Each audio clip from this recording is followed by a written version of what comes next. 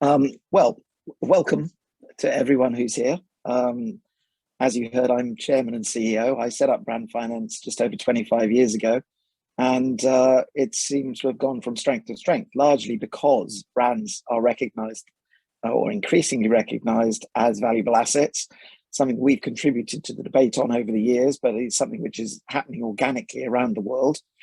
We heard the other day that our partners at the World Intellectual Property Organization are doing their Global Innovation Index again this year.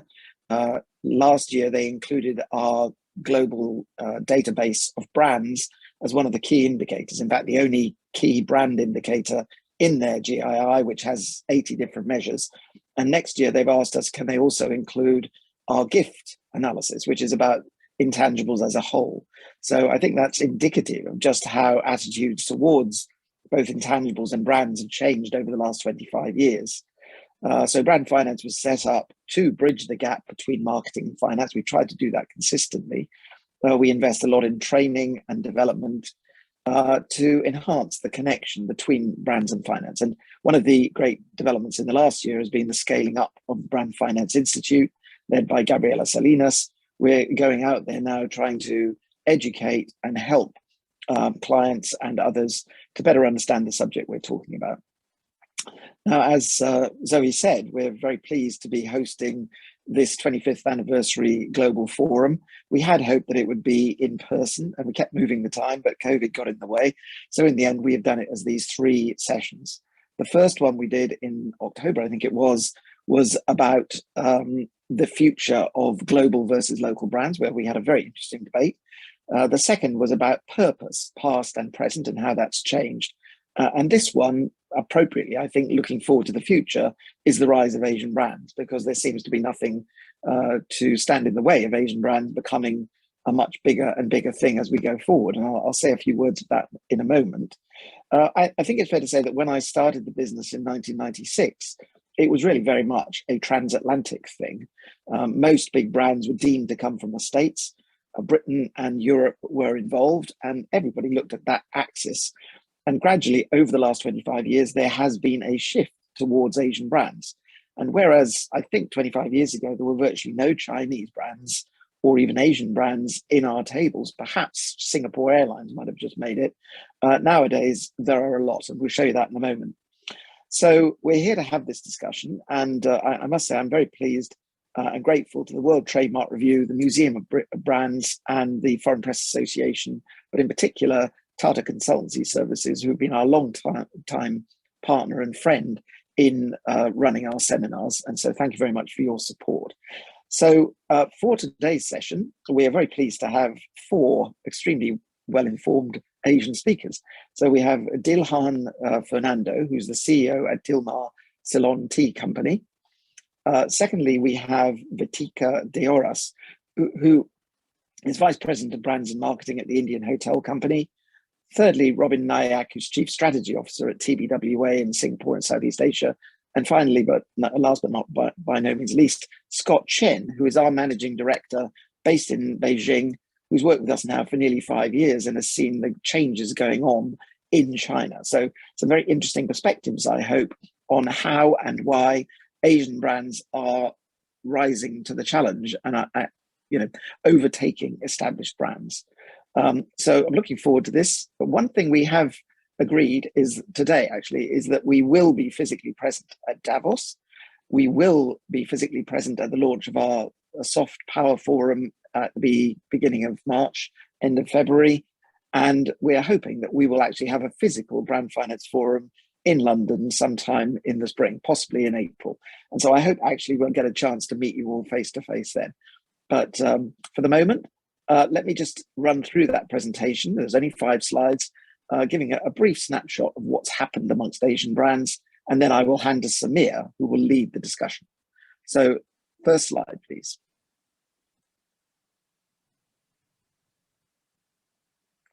So I was saying that 25 years ago, there were just about no Chinese brands or Asian brands. This slide only goes back 5 years, but even in the last 5 years, there's been a significant swing of 5% from 27 to 32% of the total global 500 represented by Asian brands, with a decline for American brands and a more significant decline for European brands. Next slide.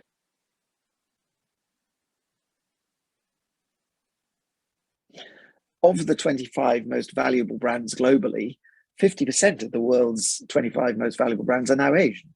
I think this is something that which would have been considered unthinkable when I first started the business. Companies like Samsung were in there, and certain Japanese brands like Toyota and so on. But there has been a real surge over the last 5 to 10 years. And as you can see, the majority of the top 25 are now coming from Asia, with a particularly strong representation from China. Next slide.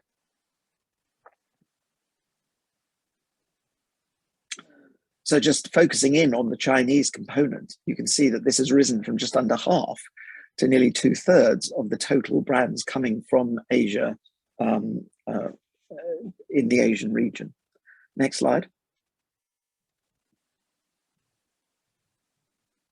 And if we look at the composition, we can see here the percentage growth. You can see that the American brands were representing about $3 trillion and now $4 trillion. They've grown, but the Asian brands have grown at an even faster lick, so nearly 45%, going from 2 to 3. And I think on those trajectories, I don't know exactly when we expect them to overtake, but probably within the next 10 years, the value of Asian brands will be in excess of American brands. You can see over there on the right-hand side where we explain what's happened.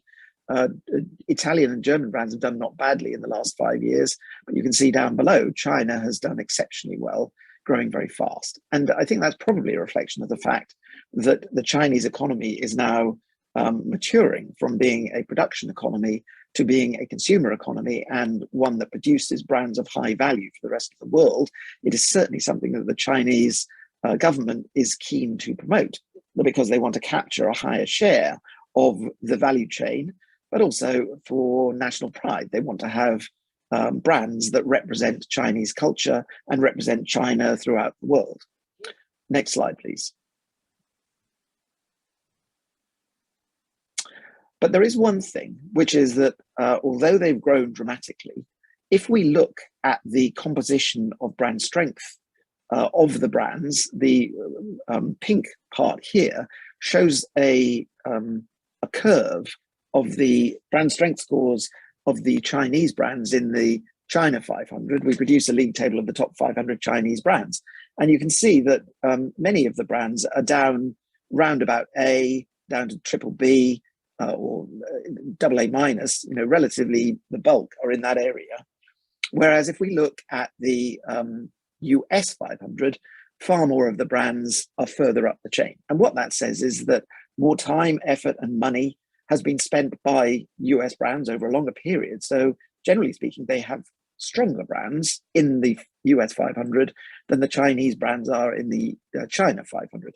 And what that says is that Chinese brands and the Chinese government need to help those brands to acquire greater distinctiveness and appeal, not just a matter of scale. Clearly, the Chinese economy is huge, and therefore that drives a great deal of value. But as we've always said, Toyota may be the most valuable car brand, but Ferrari is still the strongest, and that gives it huge potential for extension into other areas and for growth and so on.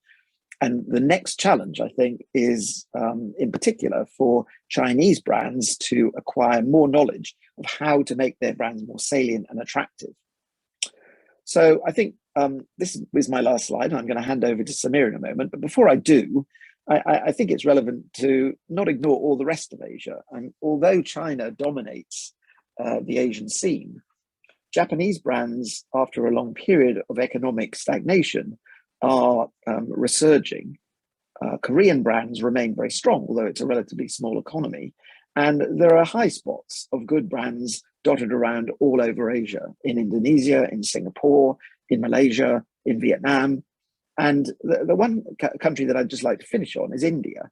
I think to some extent, we've been a little surprised that India hasn't actually grown its homegrown brands more extensively. Clearly, we have Tata, which is one of the best brands in the world, and Taj and other brands from India.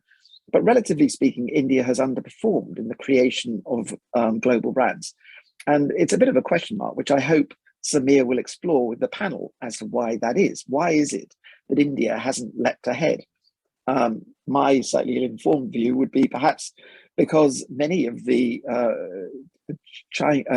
Indian top leaders have actually gone to Europe and they've gone to America, and many of the top brands in the world are actually run by expatriate Indians. So maybe over the next generation, they'll focus in the home country and we'll end up with a lot of very significant brands coming out of India.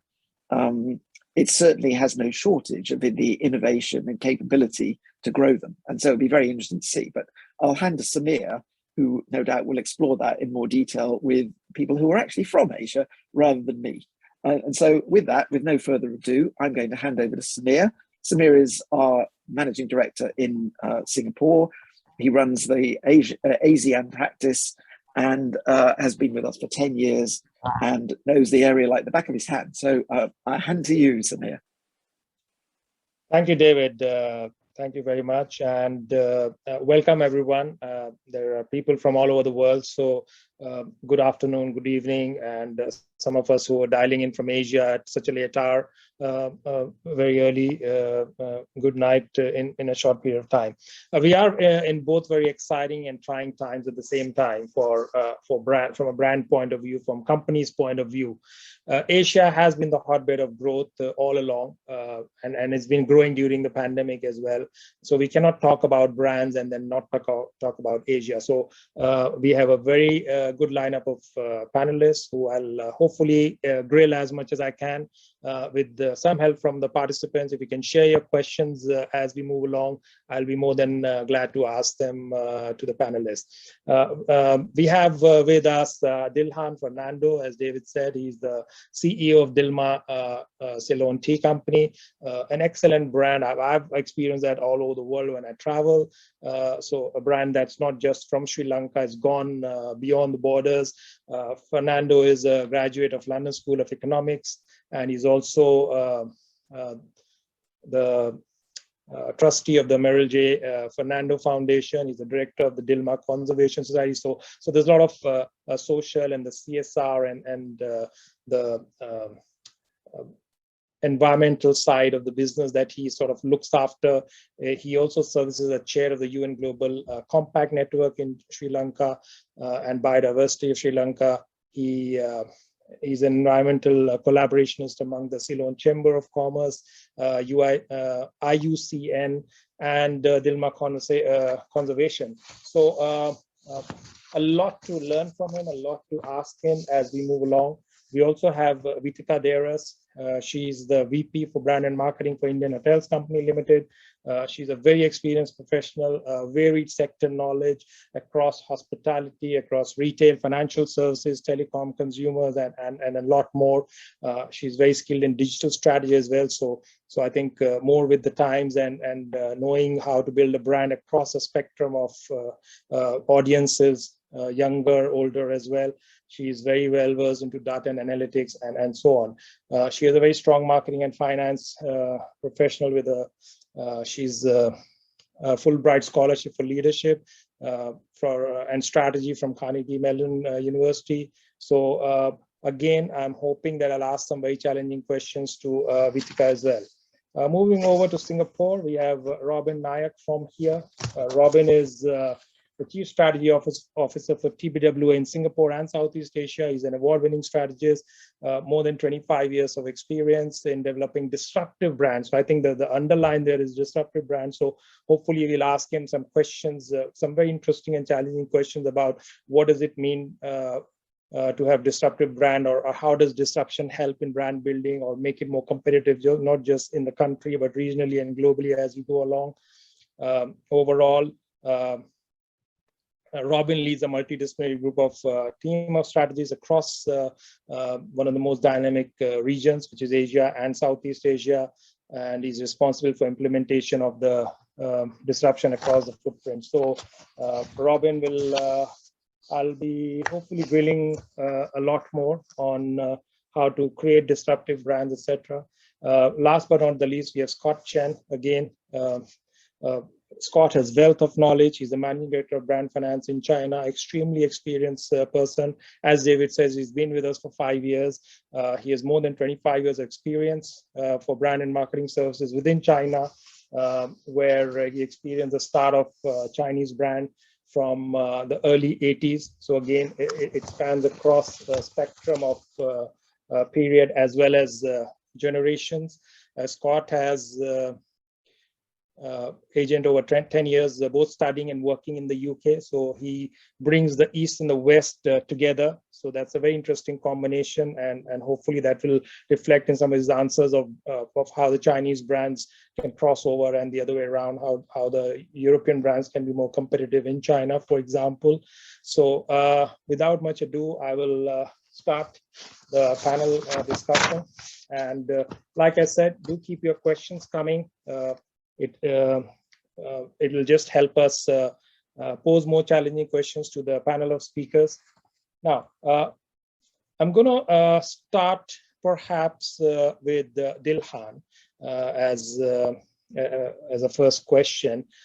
How hard it is, and again, coming from Sri Lanka, which is, while in Asia, it's a country that's relatively smaller in size, how hard it is for the Asian brands to break into this competitive world of Western brands, because your brand has gone around the world and is present and it competes with all the international brands. So how hard do you think that's been for the Dilmah brand? Samir, good afternoon or good evening. Well, for us, you know, as a brand that represents producers or tea growers, I think it's authenticity, and it's authenticity that is driving the beverage category to a significant extent, but it's also authenticity married with innovation. So whilst consumers are looking for new experiences, even in a herb that is as traditional as tea, what they're also looking for is a framework, a fresh framework that defines that experience with sustainability, with social, ethical, humanitarian aspects, but also with taste. So for us, it's about taste, but it's about marrying that with the goodness, the antioxidants in tea, but also ensuring that it has purpose, represents purpose. And the consumer today is so very discerning, knowledgeable, and perfectly informed that each of these have to be done in an uncompromising way. As a family business, bringing all of that together with family values, it has made it not easy by any means, but it has made it our point of difference. All right, thanks a lot. I cannot help but ask another related question, and it may be too premature to ask this, but how much has the country brand, Sri Lanka as a brand, helped with in developing or the Dilmah brand or driving its success?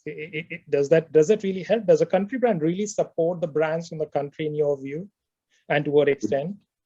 It does significantly, but it's not the country brand as you would expect, because when our company was birthed, it was 1950. It was post-colonial time. It was at a time when there was a colonial economic system in place, and my father's mission at the time was to present the growers, tea growers perspective in terms of the quality, the passion, the love for tea, and so on. And so Ceylon tea is what Sri Lankan tea, what Sri Lanka today, our tea is known as. So it was registered at that time, but Ceylon tea was at that time our raison d'etre in a sense, and it is what differentiated us, because he made a commitment to pure origin tea, pure in the sense of the natural influences, the soil, etc., in Sri Lanka.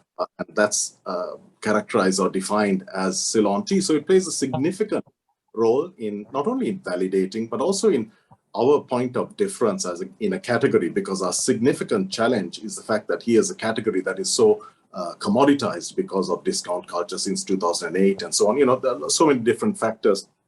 But within that, the point of difference remains the purity of origin that connects with our origin, connects with its environment, with its people, and all the other, its spices, its heritage and history. So the origin is very significant. And was it hard to transform this traditional hardcore family business into a global brand, or I'm sure there were many challenges. Is there any significant challenge that sort of really sticks out in your mind to say that was one of the hardest thing that I faced when I was building my brand?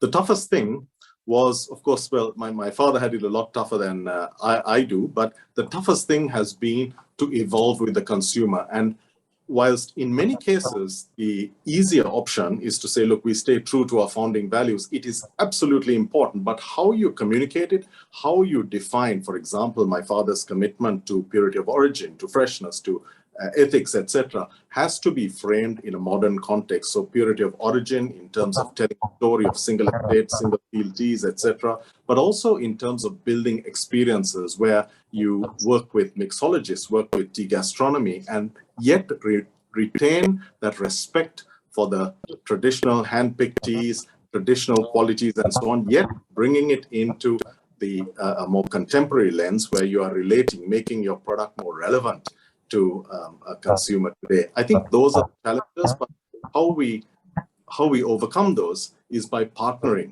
and understanding the consumer, but partnering, for example, with chefs, with mixologists, and so on, to ensure that relevance is made without compromising the core principles and values of the brand. Thanks a lot. Very, very insightful. I'm going to come back to you with some more questions, especially the business with a purpose that you talked about. And I think that's a very interesting space that either brands focus too much on or they tend to ignore a lot of it. So I'm going to probably come back to you with some questions on that. Of course, 1 hour is not enough to do justice to brands from Asia. There's so much to ask and talk about, but we'll try to do our best. I'm going to move over to Vitika from Taj. Taj is, I mean, David talked about the brand strength of the American brands versus the Chinese brand, and very interesting illustration to see how there are lots of brands from China, but they're not as strong. Taj is the strongest hotel brand in the world. So just want to understand from Vitika, is there a magic potion, or is there a process, is there a formula that you guys have used that has helped you become the #1 strongest brand in the hotel segment? Hey Samir, hi, and a warm hello to everyone. So yes, Taj is of course the world's strongest hotel brand. And while of course it's a matter of great pride for the Indian Hotels company, but I think it's also a matter of great pride for India and Asia. Samir, we've always felt and truly believe that Taj as a brand is owned by our guests and we are mere custodians. You know, we're always extremely touched by the way patrons talk of the brand Taj. It's always a very warm and genuine conversation, you know, so sometimes they pat us on the back, almost like a big brother. And then there are times when they reprimand us as, like a child, which I honestly feel is most fortunate and heartening for the brand. And I think emanating from all of this is often a question which many brand and strategy gurus have tried to solve, which is that what truly makes Taj so unique and so loved. And I think, Samir, like most truths of life, which are so easy to feel, but extremely difficult to describe, we can only conjecture on what makes Taj Taj. It's a 118-year-old brand, which is now the world's strongest hotel brand. So let me quickly get started on the single solitary reason I believe Taj is the world's strongest hotel brand. You know, as brand marketers, we've always spoken about brand DNA. I think in the context of Taj, what we really see and what we really experience at every touch point is not the brand DNA, but the brand in the DNA. In the DNA of all the 20,000 plus associates who work for Taj and our other hotels globally. And if I could try and summarize the 3 aspects of the brand that each one of us carry in our DNA, I would bring it to trust, awareness, and joy. And I think trust and awareness is something that I'm sure all of us understand very well. And personally, to me, the most powerful one is joy, which is all about deriving joy and happiness from what we do, how we do it, spreading this joy to all our stakeholders, spreading this joy and happiness, building respect and diversity, and sharing this joy and success with all our guests, customers, and all our stakeholders. And like they say that as a person, what you give is what comes back to you. And we have always treated brands as warm people. And hence, when each of our associates give their genuine love and warmth, I think it's only natural that our patrons and our guests reciprocate. and give us their support and love in return, which is probably what makes us the world's strongest hotel brand. So I have a sort of challenging question there, and this is something I've seen over the years, that hotel brands are getting extremely fragmented because the audience is getting extremely fragmented. They're getting very focused on different kind of niche audiences. How has Taj then managed that level of fragmentation? Has that contributed to your brand strength, or has that somewhat, instead of one brand, now if you're managing 10 brands, clearly that will dilute some of the brand strength? What are your thoughts around that? Has that helped build the brand better, or has that sort of fragmented some of your brand building efforts because of that fragmented strategy? So of course, one looks at different brands for different customer segments. If the segments size, scale, or nature or typicality necessitates the same. But I'll answer this question in the context of Taj. So when we look at any mature category, Samir, they tend to have multiple customer segments. And in our context, travel is a fairly mature category. And therefore, segments are based on the why, how, and the where of travel. So you have business travelers, you have leisure travelers, you have people who travel solo, you have people who travel in a group. And these are, of course, multiple segments with multiple state needs. But what happens is fundamentally, and what is extremely critical in any category which has multiple segments and multiple needs, is the core foundational need state. And that we truly believe is our wish as individuals to connect as individuals. And hence what we think what's worked extremely well for Taj is that it's truly a brand that connects with its guests and patrons at a human level. So let me try and explain this. So when any guest is traveling for business or leisure, one thing which is common is the quintessential need to be treated like an individual and be connected as an individual. And I think Taj, with its extremely simple values that I just touched upon, which is trust, awareness, and joy, sits in this very relatable, simple, but very powerful space that connects with all its guests as individuals, touching hearts, building memories, and stirring and creating soul-stirring experiences, which is what makes it absolutely memorable. And I also think that is what gives Taj the latitude to connect with different segments. That is also what gives Taj the ability to build a universal appeal. And so yes, so personally and as an organization, we're quite excited with the potential that the evolution of the industry and of course the multiple segments that we're seeing emerging in the travel industry bring.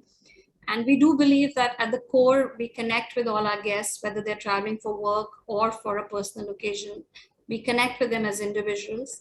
And hence we believe we've got that core connect, which will help us cut across segments. Very interesting. You talked about this whole experience with Taj and connecting with people and things like that. Whereas the pandemic sort of paused everything that we know as connecting with humans and connecting with people and so on and so forth. So how hard was this time from a brand point of view? How difficult was it to continuously engage your customers and minimize the impact of the pandemic? I'm sure it was a challenge, but how did the brand manage to overcome that? So I agree with you in the context, Samir, which is to say that, of course, this has been an unprecedented scenario. The scale, the rapidity, the depth, the sporadic nature of this phenomenon, it's truly been the black swan of all black swan events. And the travel industry has unfortunately been one of the industries that have been at the epicenter of it all. So these have been extremely challenging times. But I do beg to disagree in the context of the opportunity to connect. The only aspect that dropped was brand purchase. And yes, brand purchase dropped drastically. But in terms of the opportunities to connect with customers, reaching out to them, being there for them, we genuinely feel that the scenario actually heightened that. And it is, of course, mostly during different times that people or brands or cultures showcase their core and their metal and what they're truly made of. And for us, it's been a period of living and standing by the values that we truly represent. And I think it came from the simple recognition of the fact that, yes, of course, it's extremely challenging time for us, but it is also a challenging time, not just for our customers, but for all our stakeholders.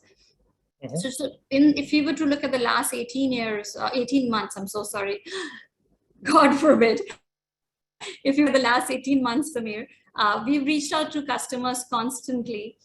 We have tried to be there for them across all our touch points, primarily digital, because that's what COVID enforced upon us. But we've also, during this time, opened hotels. We have launched new brands. We have launched new value propositions, all coming from the evolving needs of customers.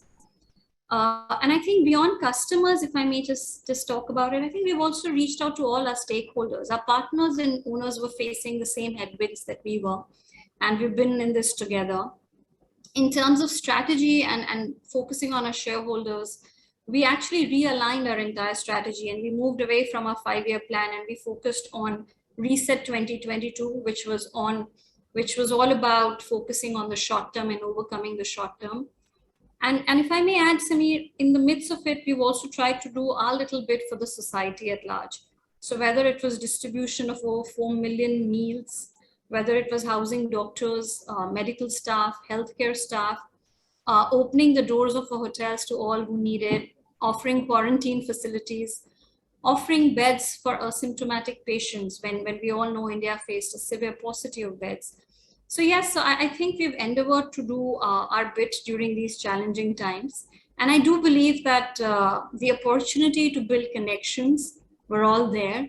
It was just there for brands to genuinely and in a very relevant manner use these opportunities. Excellent. So I think, as we all believe, every challenging period brings an opportunity just the same. And I think Taj has managed to really capitalize on that very well. I'm going to come back to you with some other questions on the brand essence, etc. I'm very keen to understand what is it that we mean by Tajness. But just hold on to that thought for a while I move over to Robin.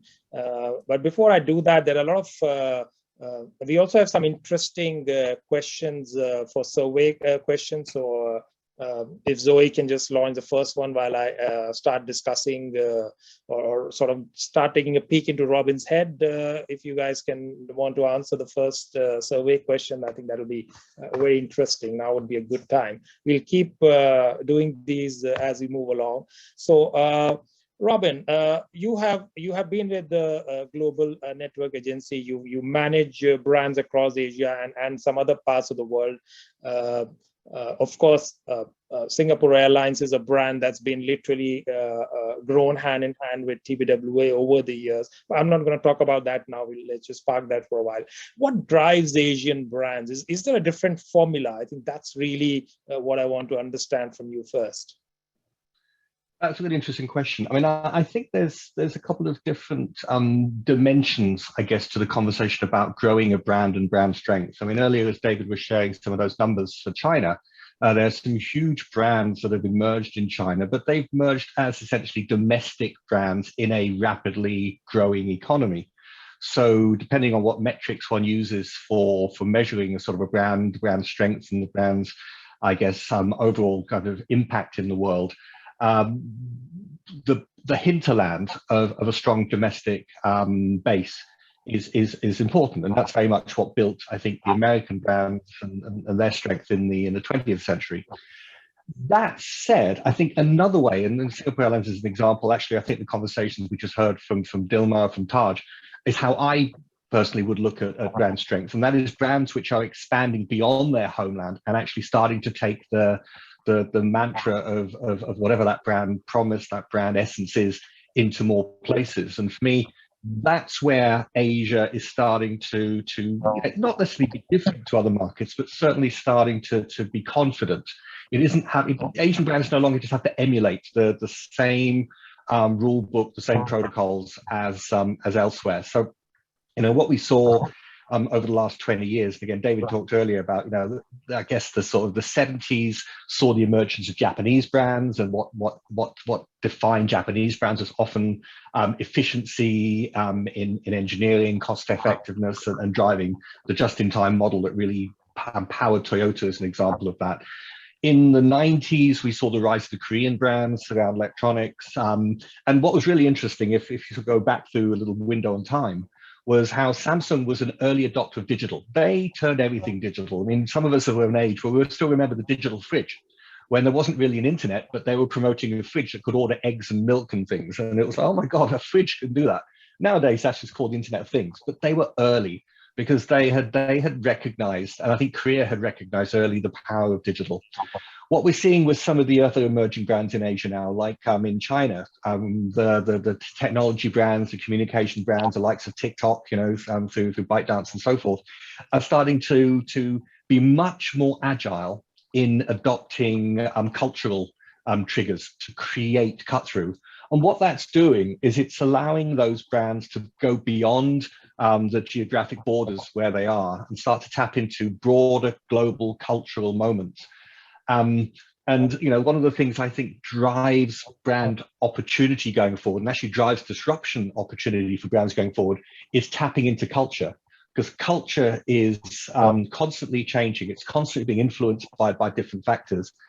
You know, Dilmah talked earlier about authenticity and purpose, right? And authenticity and purpose were not things in culture 20 years ago, maybe 15 years ago. They weren't the major dynamics or drivers of what was happening.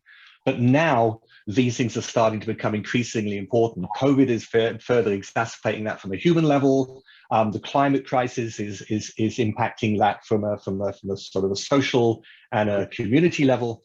And I think Asian brands, maybe because some of them are driven by more Asian values, are maybe a little more perceptive, and I think are more readily able to adopt some of those characteristics. All right. Yes, I think most of us would agree with some of that. I have the finding of the first poll, which is brand value versus brand strength. Clearly, most people have voted for brand strength over brand value. And of course, some have said, what's the difference? Now, I'm just going to ask a quick question on this itself. Let me just quickly go to, so I'll ask you first, Robin, then I'll probably go to Dilhan and Vitika as well. Which one do you think is more important for the brand, or what if you had to choose some of the KPIs for the brand? Would you put these two as KPIs for the brand for the management? It depends on the audience. I think brand strength really matters on a balance sheet basis, and therefore it adds value. It brings, you know, a whole bunch of banks, a whole bunch of intangible value, which allows for a business to grow and appreciate and do a whole bunch of things that are really important. From a consumer perspective, on the other hand, what people buy into, I mean, I think there's a line of thinking from a strategist called Byron Sharp. He talks about the consumer being a cognitive miser. People don't really want to go around thinking about brands. Their brands are not something that people wake up in the morning as excited about as we are. So I think brand value kind of comes into place is providing meaning and a reason to think for a consumer about a brand. So I think that is a slightly different perspective. It depends on who your audiences are, but I think both have a role to play, but they're different roles. Very quickly, probably just a short yes or no answer for this one is, of course, all the CMOs are very passionate about brand, but do you see the management, the top management having very clear brand KPIs? In Asia, I think it's evolving, it's getting better, but it's still behind. I think one of the reasons why Western brands, particularly American brands, were so strong for so long is because in the American boardrooms, I think marketing was a equal player to some of the other core line functions. I think in many Asian companies, marketing is still kind of an end of line function. It's often associated with marketing communication rather than marketing per se. But that said, I think it is evolving and it is changing. And I think the rise of brands in Asia is testament to the fact that I think now, and this is where the brand strength thing does have a role to play, is when the board starts to see the value, when the management office or the top team office starts to see the financial value of a brand, then it becomes something that that gets treated with more respect. But I think that has taken quite a long time for a lot of companies, and it's still nascent, it's still emerging. Dilhan, I think I would just want to quickly draw you back into the discussion. From a CEO's point of view and managing the brand for all these years, what are some of your top KPIs for the brand, if I may ask? Well, I would say that, brand value would be, to us, the significant overriding factor, but also value defined in what we saw in the last couple of weeks at COP as an example, because I think the value of brands has changed fundamentally, and it is in the role of a brand in society. Now, in our case, our brand was birthed in response to a set of circumstances that included addressing inequality amongst tea farmers, etc. At the time my father started up, tea was almost entirely, our tea was exported overseas, and value was added overseas. So his reason for being was he wanted to be the first tea grower, not the first, but he wanted to be the tea grower that would add value at origin and share his earnings. And he became the first simply by coincidence. But the fact is that the value that a brand represents, I think, is what resonates with the consumer. But increasingly, a brand must, I think, exactly as Robin said, people don't think about brands in a very passionate or engaged way, but they do if they can understand, if you can align the brand's values with the consumer, and if the brand sincerely has those values, not that it is a response to something that a consumer might have said at COP26, but rather if that brand sincerely represents and delivers on those promises, I think that is a value, and it has fundamentally changed in the last 10 years. All right, I think that's very well said. I'll now move over to Scott, who's been waiting very patiently to give us some insights into China. So again, I think I'll go back to where David sort of handed over. We saw the strong brands, the brand strength chart from China versus the US. And we saw that Chinese brands are big enough because there's so many of them. In David's presentation also, in the top 25, more than half were Chinese brands. But they're not strong enough. What do you think is holding them back? What do you think is stopping them from being strong enough and being competitive enough, barring a few, of course? Thank you, Samir. And I'm very honored to answer this question. And in the past 5 years, I've been serving brand finance Chinese business here. And China has a very long history with the largest population at the moment. So if you want to look at all the Chinese questions right now and the direction to the future, you must see a bigger picture. I'll give you an example. The new China had been established in 1940s. And at that time, the new government actually did an research, and they found there are over 10,000, we call it China time honored brand. Because, if you look back to 1,000 years ago, actually Chinese ships go around the world. They reach the Middle East and they go to Africa to sell their products. And the brands already exist at that time. But also, if we see the government also got another thing, we call a 5-year plan for national economic and social development.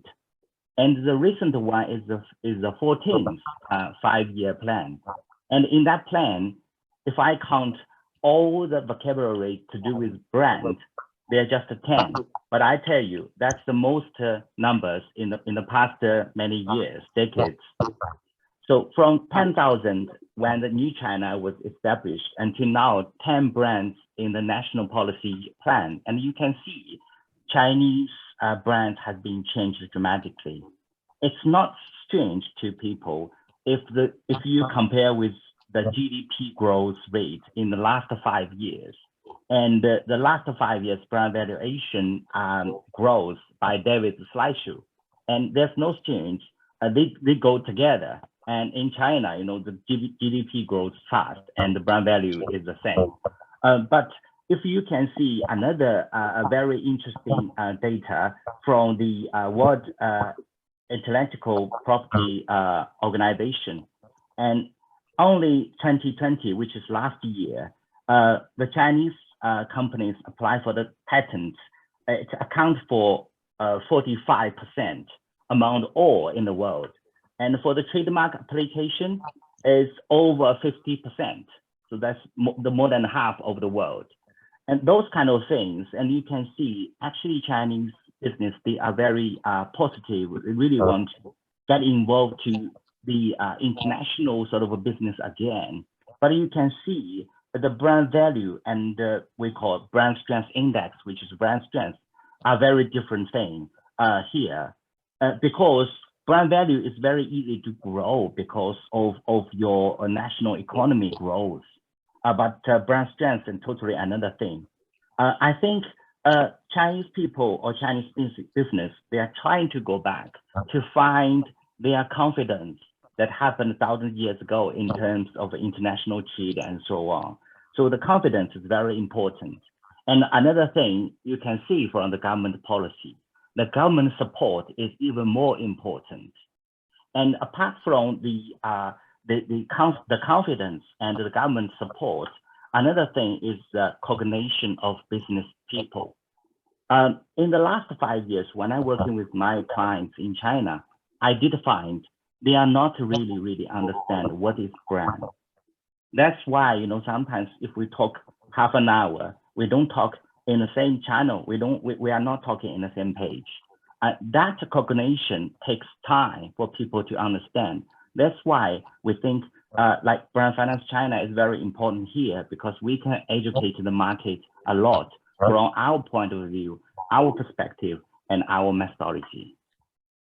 I think I agree with a lot of your observations and a lot of your explanations, because I mean, if the brands are growing in the country as a factor of the growth of the country and the GDP growth, etc., but they perhaps are not as well known outside of the country. And there was an interesting episode where one of our colleagues actually just happened to drop an email to say, hey, are there any strong luxury brands competitive enough with the European brands? And hard as I had to think, I could come up with very few names, and definitely none from China, for example. So do you think there will be, there will be some Chinese brands outside the tech space, of course, who are likely to become globally competitive with the European brands, and then the East to West whole story of East to West, is that really going to be applicable to China, or are they just going to keep growing in China and the rest of the world may not know anything about them ever?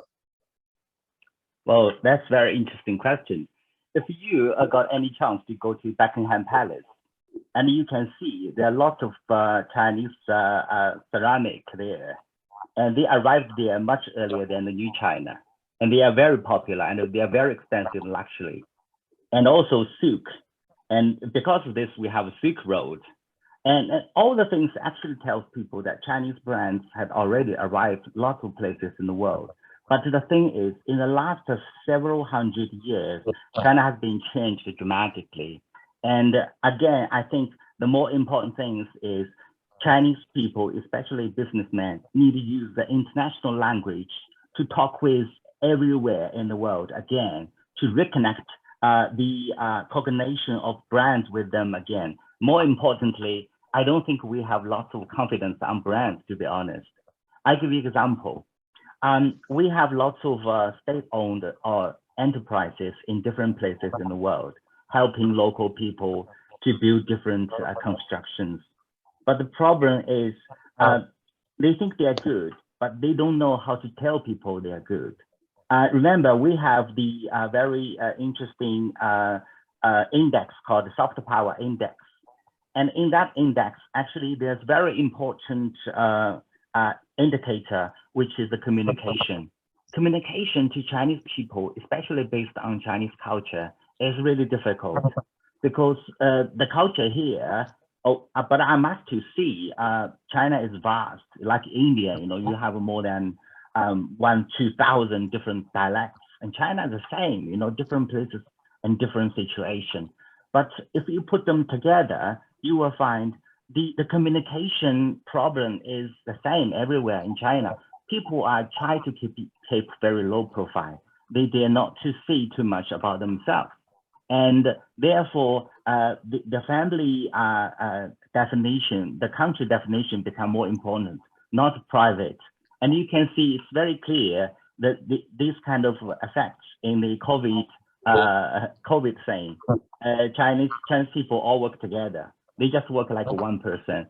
It's because, you know, they don't put themselves like freedom or whatever in front of the country. But I think on the branding thing, it's not a good thing because communicate with the world is very important. You are good is very important. Let people know you are good enough is another thing.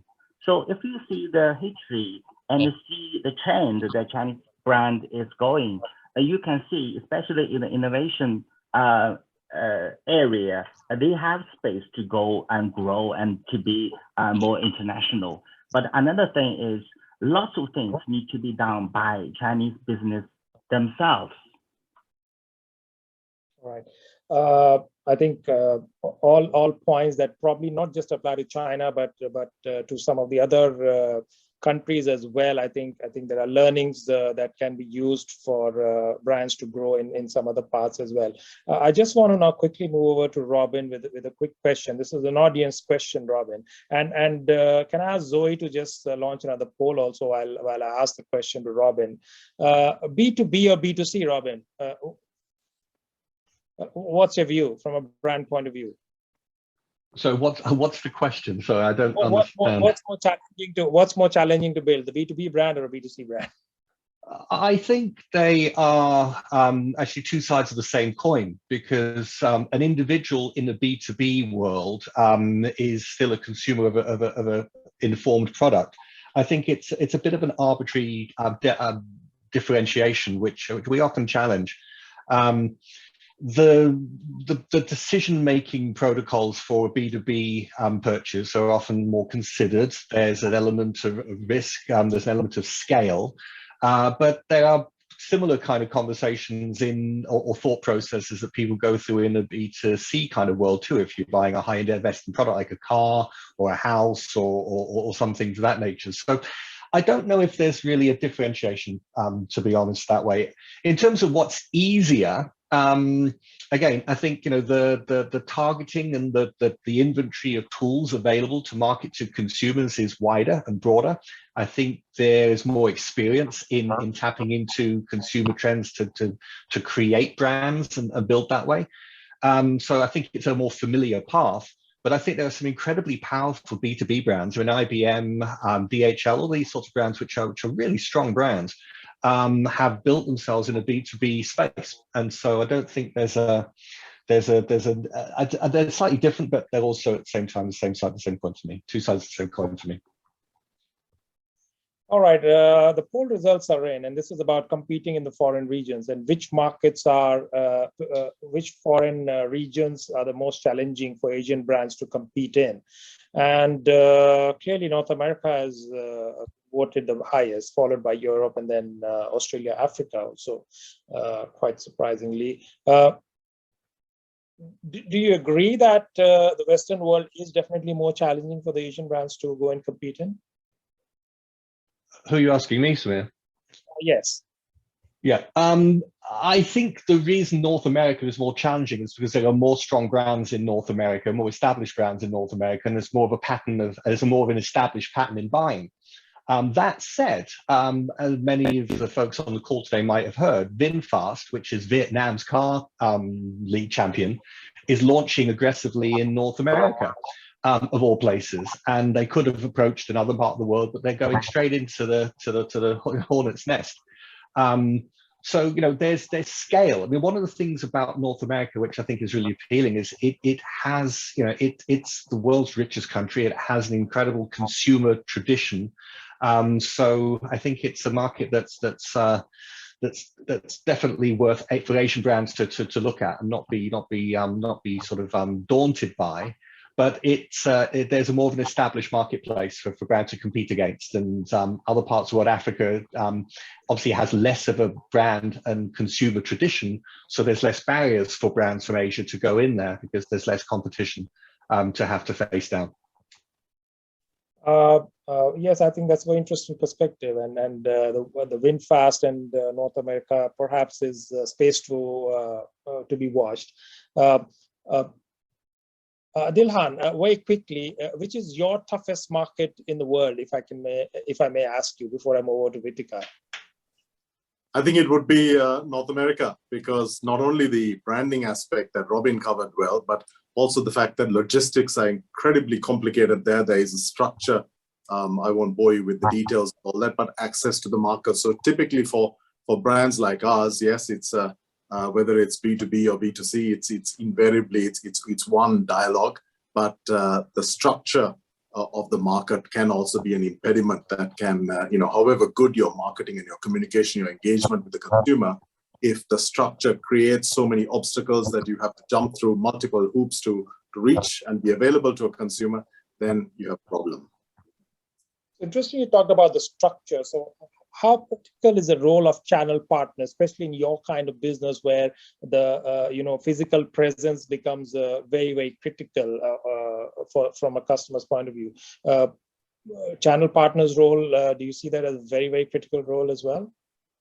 Absolutely, because in a product like ours, we are operating in a commoditized environment. We need to establish our difference, and how we do that is with initiatives like our School of Tea, with training and so on. So once we have that capability to share our passion with a partner and have that partner deliver that passion to hospitality or retail customers, then we've our model right. But unfortunately, there's too many who are simply about moving boxes, and then it doesn't work so well. So a channel partner is critical. Interesting, because I think that's also one of the most or the less focused area a lot of times as far as the marketing people are concerned. They more talk about the higher the brand building, etc. So I always believe the channel partners are the most critical element of the business as well. Would you like to put a number to that? How important are they to the overall success of the brand? 10%, 20%, 30%? It's a trick question.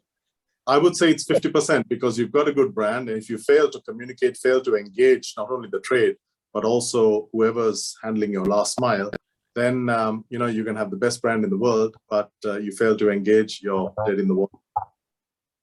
Excellent, excellent. Zoe, if you want to launch another survey while I move over to Vitika for a quick question, now would be a good time for that.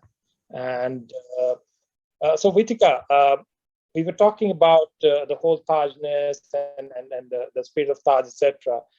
So this whole thing about business with a purpose, right? And again, some people think it's just over-exaggerated term.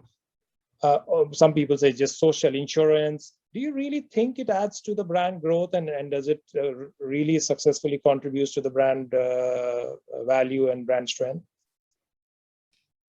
So absolutely, Samir. I think, and more so in today's day and age, I think it's extremely critical for all brands to have a purpose, and have a purpose which is, of course, relevant and authentic and credible. So it's not about having a purpose for the sake of it, but having a purpose that is truly credible, is relevant to your customer, and also makes you stand apart from your competition. And as industries will keep maturing, and I'll go back to a previous question you asked, we will see more and more customer segments emerge. And therefore their needs in relation to just the category alone will keep getting more and more fragmented. And if the brand wants to reach out to these customers across these need states and across segments, there needs to be a more fundamental core that really unites the brands and its customers. And it is this core that often is what the brand's purpose is. And you mentioned Tajness. For us, Tajness is probably the third part of the puzzle, which is our culture. And when you look at the brand promise, and you look at the brand purpose, and you look at the culture, they all need to move in tandem. There needs to be one singular clarion call across any organization. And therefore, it's extremely critical that brands do not only just define this purpose in the right manner, but also ensure that there is synergy between what they are communicating externally in terms of this purpose and what they're actually living internally in the context of this brand purpose. And so for us, Tajness, which is our culture, which again stands for trust, awareness, and joy. When we talk about building an environment of trust, it's as much about building it for customers as it is for building our co-employees. or when we talk about a heightened sense of awareness of our customers' needs, it's also about a heightened sense of empathy for co-employees. So I think purpose brands are extremely critical in today's day and age, when customers are getting more and more fragmented, when more and more segments are emerging in industries. Every brand needs that core. And I think purpose fulfills that purpose, pun intended, beautifully. Great, fantastic. I think it was an excellent conversation. I wish we had more time for it, but in the interest of time, I think we'll have to probably just pause here. Very interesting debate, and we wish we'll have another session at some stage. I would now hand over back to David and to Zoe to share some concluding thoughts. Thanks everyone for being on the panel. Over to David. Thank you, Samir. Thank you, Samir. That was a very interesting discussion, toing and froing. Some extremely interesting points came up there. I'd just like to very briefly give one perspective and then hand to Zoe. And the perspective is, and this is my own personal experience over the last 25 years, working in and out of Asia to try and develop brand finance. The one thing that I think is true is over the last 25 to 30 years, Asian brands have focused on production quality, producing the goods and selling them, particularly, or services, and selling them at a very attractive price. So price has really been the key thing. And as we've heard in that discussion, communications has taken a bit of a back seat. Well, the thing that I've noticed about Asia is that relationships are far more important than they are in the West. Many brands in the West, B2B brands and B2C brands, tend to be very transactional. You know, Henry Ford made his infamous comment that you can have any kind of Ford you like as long as it's black, which is a bit of an insult. I mean, and where it comes to relationships at the B2B level, I'm not sure you get the same depth. So in China, for example, the term guangxi is extremely important. You do not get business relationships or any business going until you have got relationships. So I feel that over the next 25 years, the Asian emphasis on those kind of relationships, whether they're B2B or B2C, will actually allow Asian brands to take a step up away from just production and price towards quality, word of mouth, and an ever-growing market share. And I see that as the way of making Western brands look flat-footed. You know, I think the wind is behind the sails of the Asian brands. And when I think of many brands that I've seen in India, for example, you know, nothing is too much effort. Same in China, nothing is too much effort. And I see that as being the thing which will drive forward the continued development and the growing brand strength. And so with that, I will hand to Zoe to just close out. Thank you. Thank you very much, David. And thank you so much to all our speakers for the very interesting discussion held today. And of course, thank you to all of our audience for joining us for today's session. There will be an opportunity to ask any additional questions or provide feedback and comments in the very brief survey that will pop up at the end of this session. And of course, as a reminder, all our webinars are available to view online on the Brand Finance YouTube channel. The link was shared in the chat and we'll be circulating the recording of today's session tomorrow afternoon. Of course, if you'd like any further information on the topic discussed today or how to register for upcoming webinars, please email events@brandfinance.com. Thank you once again for everyone for joining us today, and we look forward to reconnecting with you all very soon, hopefully in person. Thank you.